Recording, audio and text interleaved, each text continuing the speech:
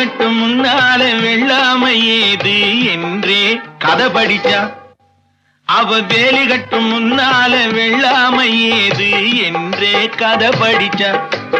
அவன் காதலுக்கும் பின்னாலே கல்யாணம் வருமா என்றே கையடிச்சான். அவன் காதலுக்கும் பின்னாலே கல்யாணம் வருமா என்றே கையடிச்சான். அவளாகட்டும் என்றே ஆசையில் நின்றே அத்தானின் காத கடிச்சா.